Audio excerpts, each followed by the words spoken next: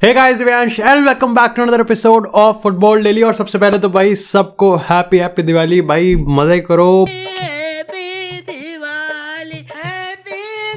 बस अपना भाई सही सलामत रहना, ख्याल रहना।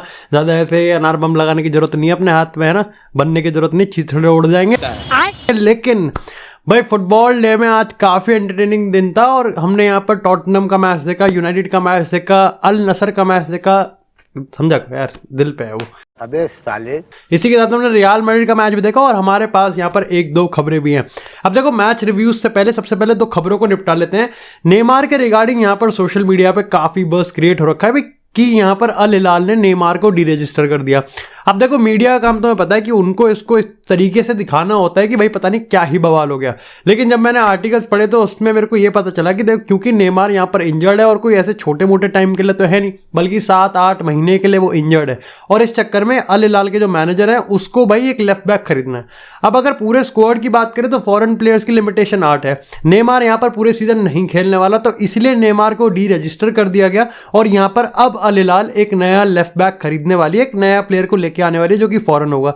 ये इसलिए है क्योंकि तुमको पता है कि सऊदी लीग, जिसका तुम मानो या ना मानो, लेकिन वो अपने में मान के चल रहे हैं कि वो बहुत कॉम्पिटिटिव लीग है। वहां पर अल हिलाल है, अल नसर है, अल इत्तेहाद है और एक आधी टीम और है यहाँ पर, अल सैक्सी, अल आली।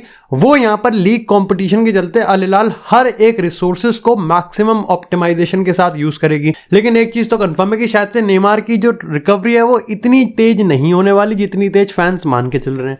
अब इसी के साथ अगर बात करें उनके फॉर्मर टीममेट यानी किलियन एम्बापे, भाई पीएसजी की लेटेस्ट विक्ट्री में एम्बापे साहब ने हैट्रिक मारी और गोल्स तो भाई उसकी जैसी मूवमेंट भाई कोई नहीं दे सकता। वो है भाई, फ्लैश है वो, सही बता रहा हूं मैं, फुटबॉल का फ्लैश है वो। इस तरीके से गोल स्कोर करता है। लेकिन अगेन भाई फैंस और मीडिया ने मजे लेने तब स्टार्ट करे जब पोस्ट मैच प्रेस कॉन्फ्रेंस में लुइस एनरिके से पूछा जाता है कि भाई आप किलियन एम्बापे की परफॉर्मेंस से कैसे खुश हैं। बंदे ने हैट्रिक, अपने सीजन की पहली हैट्रिक मारी, आप तो गुदगुद होना चाहिए, आपकी तो गुदगुदी होनी चाहिए। लेकिन भाई ने कहा गांड मराओ छोले गाओ, उन्होंने कहा कि देखो किलियन एम्बापे से मैं बहुत ज्यादा एक्सपेक्ट करता हूं और मेरे को यहाँ पर गोल से ज्यादा फर्क नहीं पड़ता, तो मैं ज्यादा यहाँ पर परफॉर्मेंस से खुश नहीं हूं। मीडिया ने तो भैया नंगा नाच कर दिया, नूरई फतेही वाला। लेकिन मैं आपको बताता हूं कि आर्टिकल में और स्टेप बाय स्टेप लाइक अगर आप उसको ट्रांसलेट करोगे तो क्या यहां पर बोला गया है। देखो, लुइस एनरिके एक बहुत ही डिमांडिंग मैनेजर है। हाँ, इंटरेस्टिंग चीज जरूर है, लेकिन उस तरीके से नहीं जिस तरीके से मीडिया या फिर फैंस बोल रहे हैं। देखो, लुइस एनरिके ने कहा है कि मैं चाहता हूं कि Mbappe of the ball movement और जो प्रेस है उसको बरकरार रखे, ऐसे बिल्कुल बैठ ना जाए, मतलब ऐसे लाइक बिल्कुल एग्जैक्टली यही नहीं बोला, लेकिन उसका बोलने का तात्पर्य तो यही था। उसने कहा कि नजाकत से वो गोल मारता रहेगा और स्टिल उसने बोला, और एक कोई भी अपनी हेडलाइन में नहीं दिखा रहा कि भाई Mbappe is the best player in the world और एम्बापे गोल मारेगा और मैं खुश भी हूं, लेकिन एम्बापे इस टीम में बहुत ज्यादा कंट्रीब्यूट कर सकता है, तुम्हें भी पता है और हमें भी पता है। ये थी पूरी बात। खैर, अगर हम बात करें यहां पर प्रीमियर लीग से, तो भाई देखो वहां पर न्यूकासल हार गई बर्नमथ से और अगेन उसमें एक हीटेड आर्ग्यूमेंट होगी न्यूकासल फैन और कीरियन ट्रिपर के बीच में।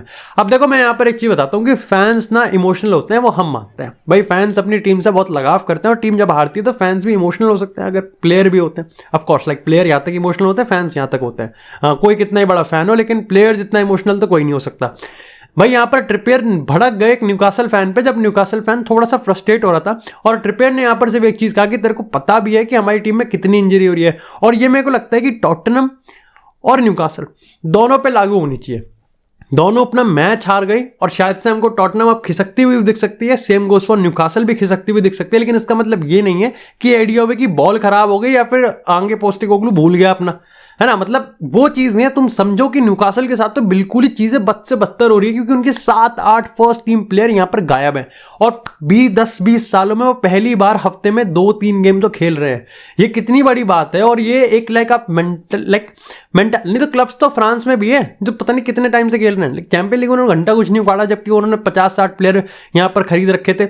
लेकिन आप समझो कि न्यूकासल के लिए कितनी बड़ी चीज है कि भाई वो पहली बार तो वर्ल्ड के सामने प्रीमियम स्टेज पे खेल रहे हैं और उसमें भी उन्होंने जो प्लेयर इन्वेस्ट करे, उन्होंने जो प्लेयर ट्रांसफॉर्म करे हैं, वही प्लेयर अब नहीं है। तो यहां पर आप क्या कर सकते हो। तो ये मेरे को लगता है कि ठीक है भाई, आपको समझना चाहिए। टॉटनम की मैं बात करूं, उसका मैंने पूरा मैच देखा था। देखो, टॉटनम बिना जेम्स मैडिसन के तो नहीं बिल्कुल ही बॉल आगे नहीं पड़ती। मेरे को लगता है कि इस गेम में तो ह्यूंग मिन सॉन भी काफी बिलो एवरेज था।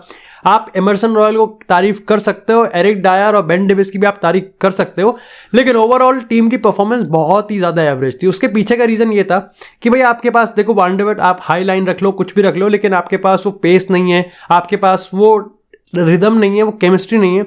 और ओवरऑल अगर हम जेम्स मैडिसन की बात करें तो आपके पास ट्रांजिशन भी नहीं है, तो उसमें दिक्कत है। दूसरी चीज़ है कि कुलुसेव्स्की भी बिना उसका भी गेम एवरेज ही रहा, ये पूरी पोस्टेकोग्लू वाली बॉल थी ही नहीं आज तो बिल्कुल नहीं थी। और वुल्व्स, मतलब बता रहा हूँ, वुल्वरहैम्पटन पे अगर एक एक्चुअली में एस्टैब्लिश स्ट्राइकर होता, जिस टाइम वो हिमेनेस था ना जो गोल मार रहा था, अगर उस टाइप का स्ट्राइकर होता आज, तो वुल्वरहैम्पटन हमको लेजिट एस्टन विला, ब्राइटन और इन सब की कैटेगरी में देखने को मिलती। गैरी ओनियल जिस तरीके से फुटबॉल खिलाता है वो काफ़ी ज़्यादा अट्रैक्टिव है, और आई थिंक बर्नमथ ने सैक करा था, चूतिया है बर्नमथ, खैर ठीक है। इसी के साथ अब बात करते हैं बॉक्स ऑफिस मैचेस की। सबसे पहले Manchester United, again a big victory, points में स्कोर लाइन में नहीं थी। लूटन टाउन को हराना मेरे को लगता है कि सब लोग एक्सपेक्ट कर रहे थे, बस इस मैच में मसाला इस चीज़ के लिए आ गया था कि भाई अगर यहाँ पर हार गए तो मज़ा सही आ जाएगा। लेकिन मैं तुमको बताता हूँ कि यहाँ पर पिछले अगर 4-5 गेम की बात करें तो मैनचेस्टर यूनाइटेड ने सबसे ज़्यादा पॉइंट्स इकट्ठे करे हैं प्रीमियर लीग में, और साथ ही आपको ये भी नहीं भूलना चाहिए वो सिर्फ 6 पॉइंट्स एड्रिफ्ट है टॉप ऑफ द लीग से। इसका मतलब ये तो कंफर्म है कि यूनाइटेड अगर 1-2 विक्ट्री और निकाल ले, इंटरनेशनल ब्रेक के बाद एवर्टन के साथ मैच है, न्यूकासल के साथ मैच है। अब ये देखना पड़ेगा कि न्यूकासल यूनाइटेड तब तक कितनी अच्छी होगी, लेकिन मेरा कहने का बस पूरा बेसिस ये है कि यूनाइटेड अगर 2-3 गेम और जीत गई तो टॉप 4 की डिबेट वापस आ जाएगी। और मेरे को लगता है कि जैसे जैसे पॉइंट्स बैग में आते रहेंगे वैसे वैसे कहीं ना कहीं यहाँ पर टेन हैग सैक और टेन हैग आउट का नारा भी साइड होता रहेगा। अच्छा, न्यूकासल वाले मुद्दे से आप सोचो कि लोग ने ये चीज़ भी पॉइंट आउट करी, वाह ट्रिपियर ने जो चीज़ कहा उसके लिए तो सबने सिंपैथी दिखा दी, लेकिन कोई इसके लिए सिंपैथी नहीं दिखा रहा कि टेन हैग फिर कितने टाइम से स्ट्रगल कर रहा है, क्योंकि उसके प्लेयर भी तो यहाँ पर इंजर्ड है। अच्छा, यूनाइटेड के इस गेम की मैं बात करूँ तो मेरे को पर्टिकुलरली काफ़ी सही लगा। लूटन टाउन को नेक्स्ट टू 0 ही मेरे ख्याल से वो यहाँ पर हमको थ्रेट दे रही थी। प्रॉब्लम यहाँ पर तब आती है जब हम गोल स्कोर करने के बाद अगेन हम यहाँ पर कंट्रोल छोड़ देते हैं। लूटन टाउन को मौका दे रहे थे कि भाई वो आके अटैक कर सकती है, ट्रांजिशन की बात करें, हेडर की बात करें, बट अगेन उन्होंने ने 1-2 सेव अच्छे करे थे। जो स्टैंड आउट परफॉर्मेंस मेरे को लगती है वो है मैगवायर की। उसके डायगोनल स्विचेस की बात करो, उसके गेम को पढ़ने के तरीके की बात करो, वो जो स्पीयर हेड करता है, जो वो लीड करता है ना, वो रूडिगर वाली तरीके से, वो भी काफ़ी सही आती है। उसमें कॉन्फिडेंस भाई ताबड़तोड़ आ रहा है, ये तो पक्की बात है। नेगेटिव्स की बात यह है तो तुम में से काफ़ी लोग कहोगे मैं वरान पे बोलूँ। देखो, अब मेरे को पक्का पता चल रहा है कि वो बिल्कुल टैक्टिकल रीज़न की वजह से वरान को नहीं लेके आना चाहता, और जब तक वो रिजल्ट्स लेके आ रहा है तब तक हम उसको कुछ कह भी नहीं सकते। फिर ऐसा भी नहीं कि जिस दिन रिजल्ट नहीं आएगा बिल्कुल ही वरान को कंधे पे बैठा के बिल्कुल ही जय जय नारा कर देंगे। आज में मेरे को ये लगा कि अगेन आप बिटवीन द लाइन्स पासिंग करके कुछ खास उखाड़ नहीं रहे, जो कि मेरे को आप डायगोनल स्विचेस कर रहे हो, आप लॉन्ग बॉल पे जा रहे हो, वो अच्छा है। वो तब तक अच्छा है क्योंकि तब आपके पास कंट्रोल है। ऐसा नहीं था कि आप बिल्कुल डिस्पोजेस हो रहे हो, आप क्रिएट कर रहे थे लेकिन उसका कोई थ्रेट आ नहीं रहा था। हॉयलैंड की बात करें, देखो मैं रासमस हॉयलैंड को बैश नहीं करने का क्योंकि उसने चांस मिस करे, लेकिन हाँ आपने जो चांसेस बनाए उसके कोई एक्जी कुछ खास है नहीं, उसका कुछ आपने कुछ ऐसा ताबड़तोड़ क्रिएट करके दिखाया नहीं है। यूनाइटेड के साथ मेरे को 1-2 प्रॉब्लम और लगती है, वो ये है कि आपके पास जब सारे के सारे इतने ज़्यादा ओवर कमिट हो जाते हैं तो आपके पास मिडफील्ड डिफेंस और अटैक के बीच में मिडफील्ड वाला सेकंड प्रोग्रेसिव लाइन होता है, वहाँ पर कोई है नहीं प्रोग्रेस करने के लिए, और वो चीज़ काफ़ी दिक्कत की बात है। ब्रूनो की बात करें, वो कोई ऐसा ब्रेक थ्रू पास नहीं आया इस गेम में ज़्यादा, जो कि मैं कह सकता हूँ कि भाई बिल्कुल ही रासमस हॉयलैंड या फिर बाकी प्लेयर्स की बात करें उनके लिए चांस क्रिएट कर दिया हो। जो मैक्सिमम चांसेस हमारे साथ आए हैं वो आए हैं लॉन्ग बॉल्स, क्रॉसेस के थ्रू, जहाँ स्कॉट मैकटॉमिने पकड़ लेता था, नहीं तो कोई और पकड़ लेता था। अब ये चीज़ लॉन्ग टर्म में इसलिए आप कह सकते हो क्योंकि कोई टीम अगर हाई प्रेस करेगी और कोई टीम टेक्निकली काफ़ी सिक्योर्ड होगी, जो कि आने वाले प्रीमियर लीग के गेम्स और चैंपियन लीग के नॉकआउट जो आएगा और बाई चांस से नॉकआउट पहुंच गए, वहाँ पर टेन हैग को दिक्कत आएगी। अभी के तौर पे हम ये मान के चल सकते हैं कि टेन हैग ने अपनी टेन हैग बॉल को तो वापस से बत्ती बना के पीछे डाल लिया है, गान मराओ छोले गाँव वाला हिसाब है कि भैया 3 पॉइंट इंपॉर्टेंट है, विच आई एग्री। इस पॉइंट ऑफ टाइम पे देखो, जब आदमी डूबता है तो मरता क्या ना करता, हाथ पैर मारता ही है, और टेन हैग को पता है जॉब पे खतरा है, और साथ ही साथ it's not about his job, उसको पता है क्लब की भी इमेज खराब हो रही है, तो ऐसे में जीतना इंपॉर्टेंट है और वो उसी हिसाब से कर रहा है। लूटन टाउन से मैं ज़्यादा कुछ एक्सपेक्ट भी नहीं करता, और हारना तो बहुत दूर की बात है। यहाँ ये है कि वो और मार सकते थे, नहीं मारा, ठीक है। 3 पॉइंट इंपॉर्टेंट है टीम मोराल के लिए इंटरनेशनल ब्रेक से पहले। अब बात करते हैं यहाँ पर हाला मद्रिद की। मेरे को लगता है कि रियल मैड्रिड परफेक्ट तो नहीं है, 5-1 की स्कोर लाइन है, लेकिन परफेक्ट नहीं है, लेकिन परफेक्ट से फर्क पड़ता भी नहीं है। मेरे को लगता है कि रियल मैड्रिड कभी परफेक्ट चाहिए नहीं रियल मैड्रिड फैंस को। रियल मैड्रिड सिर्फ वो रियल मैड्रिड चाहिए जो कि अपने स्ट्रेंथ पे वापस खेल ले, और स्ट्रेंथ वापस आ गई। भाई आपको रॉड्रिगो चाहिए था वो आ गया इस गेम में, आपको विनीसियस चाहिए था वो आ गया इस गेम में, और अभी तो सोचो बेली गोल भी नहीं है हमारे पास। मेरे को लगता है कि इस गेम में बहुत ज़्यादा पॉजिटिव्स हैं जिस तरीके से हम खेल सकते हैं। वेलेंसिया कोई हल्की टीम नहीं है, और अगर आपने पूरा गेम देखा होगा तो आप कह सकते हो कि वेलेंसिया एक्चुअली में यहाँ पर इतना बुरा भी नहीं खेली, 5-1 की स्कोर लाइन है, ठीक है। PSG ऐसी, अल नसर जैसी टीम्स हैं इतना बुरा खेलने के लिए, अभी बात करेंगे अल सैक्सी में भी। लेकिन मेरे को लगता है कि यहाँ पर इतने सारे पॉजिटिव है कि छोटे छोटे माइनर नेगेटिव्स है ना, उसको ओवर पावर कर दिया। अब देखो आप सोचो कि ये हाल होगा जब XG को आप बिल्कुल ही गोल्स में कन्वर्ट करके दिखा दोगे। आप विनीसियस की बात करो, रॉड्रिगो की बात करो, जिस तरीके से आप एक्सपेक्ट करते हो खेलना उस तरीके से खेल के दिखाया है। 4-4-2 डायमंड की छतरी की जो बात करते हैं, उस छतरी के नीचे एक स्क्वाड के टैक्टिक्स के जितने भी कैरेक्टरिस्टिक्स हैं आज हमको सारे देखने को मिल गए। चाहे हम ब्राहिम दियाज का ट्रांजिशन पे अच्छा खेलने की बात करें, चाहे रॉड्रिगो की वो पॉकेट्स में ड्रिबलिंग की बात करें, आ गया था उसके अंदर नेमार, उसने अपने आप को योहान क्रॉफ का छटा टट्टा मान लिया था। लेकिन आप विनीसियस के कांस्टेंट मूवमेंट की बात करोगे, उस जैसा कोई नहीं। किलियन एम्बापे होगा लेकिन उस जैसा एक्सप्लोसिवनेस कोई नहीं है। वो पेस की बात करो, वो ड्रिबलिंग की बात करो, वो छोटे छोटे एंगल्स की बात करो, एब्सोल्युटली ब्रिलियंट। अगर मैं मिडफील्ड की बात करूं, वाल्वर्दे अगेन काफी बढ़िया खेला, लेकिन भाई टोनी क्रूस और कामाविंगा, और उसमें भी कामाविंगा भाई देखो, मतलब कामाविंगा इतना वर्सेटाइल प्लेयर है ना, आपको लगता है कि वो अटैक में बहुत ज़्यादा कंट्रीब्यूट करता है, बाय चांस डिस्पोसेस हो गया, बाय चांस टीम ने पोजीशन लूज करा, काउंटर अटैक पड़ रहा है और आपको पता है वो वहां आ जाएगा टैकल मारने, नटमैक कर लेता है, ड्रिबल कर लेता है, पास निकाल देता है। और इन सब केओस के बीच में, इन सब एनर्जेटिक के भागने वाले बिल्कुल ही मुट्ठलों के बीच में टोनी क्रूस आपको स्थिरता देता है, टोनी क्रूस स्टेबिलिटी देता है, बैक थ्री में आ जाता है, बिल्कुल सबसे डीप से यहाँ पर गेम को बनाता है। और उस जैसी बॉल की अगर हम बात करें, उस जैसे पासिस की बात करें, उस जैसे प्रेस रेजिस्टेंट प्लेयर की बात करें, वो तो कोई है ही नहीं। तो ऐसे में मेरे को लगता है कि रियल मैड्रिड ने बहुत बढ़िया तरीका निकाल लिया बिल्डअप करने का, which really makes me think कि हमको टोनी क्रूस को रोक लेना चाहिए भाई, क्योंकि टोनी क्रूस के साथ हमारा जो बिल्डअप आता है ना वो बहुत मजेदार आता है। अब मैं ये नहीं कह रहा कि टोनी क्रूस आ गया तो भाई चूहा मैंने को तो भारी कर दो, बट मेरे को लगता है कि टोनी क्रूस के साथ 4-4-2 डायमंड का बिल्डअप सबसे मजेदार होता है। और मेरे को लगता है कि आई थिंक सबसे अंडररेटेड प्लेयर डैनी कार्वाल, भाई अमेजिंग अमेजिंग प्लेयर। और हमको नहीं भूलना चाहिए कि गेम के शुरुआत में लुनिन ने बचा लिया था हमको 2 सेव करके, तो लुनिन की भी परफॉर्मेंस अच्छी आ रही है। और केपा के एब्सेंस में वो जिस तरीके से कैपिटलाइज कर रहा है अपने अपॉर्चुनिटी को, this is the squad morale. Real Madrid में कभी ये नहीं होता कि लड़ाई हो रही है, परफॉर्मेंस नहीं आ रही, गेम टाइम नहीं मिल रहा, बकचोदी नहीं होती वहाँ पर। जब जैसी अपॉर्चुनिटी मिलती है तभी, और इसके लिए आपको कार्लो को भी लाइक क्रेडिट देना पड़ता है, लेकिन इस तरीके इसको आप कह सकते हो कि रियल मैड्रिड का बस यही तरीका है खेलने का। डैनी कार्वाल की आप परफॉर्मेंस देखो तो आप कह सकते हो कि डैनी कार्वाल इस समय अपने पीक पे चल रहा है।